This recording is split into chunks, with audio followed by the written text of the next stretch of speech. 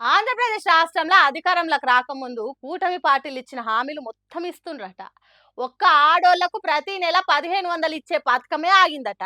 Super six పథకాలల్లా అదొక్కటే కూటమి సర్కార్ను కుమిలిపోయేటట్టు చేస్తున్నదట. అందుకోసం బాగా ఆలోచన చేస్తున్నారట.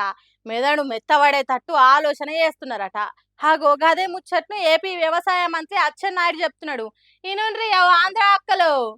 అన్ని చేసే ఒక్కటే మిగిలిపోతుంది, ఆడవాళ్ళకి నెలకి 1500. దాన్ని ఎందుకు ఆపిండ్రు సార్?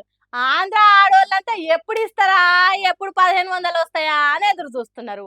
ఆలస్యం ఎందుకు, చేసేయండి.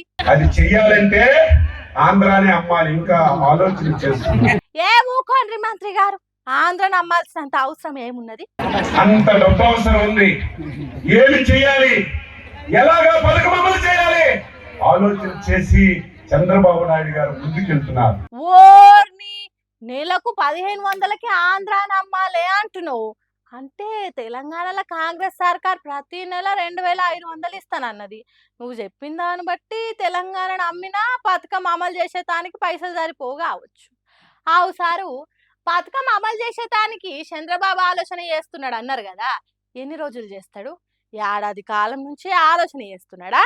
చేయండ్రి, ఇట్లనే ఇంకో 4 ఏళ్ళ ఆలోచన చేయండి పథకం ఎట్లా అమలు చేయాలి అని.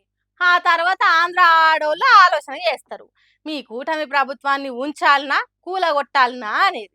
చెయ్యండ్రి సార్, చెయ్యండ్రి, ఇంకా ఆలోచన చేయండ్రి అని అంటున్నారు. కూటమి ప్రభుత్వం పనితీరును గమనిస్తున్న ఆంధ్ర జనాలు ఇప్పుడు.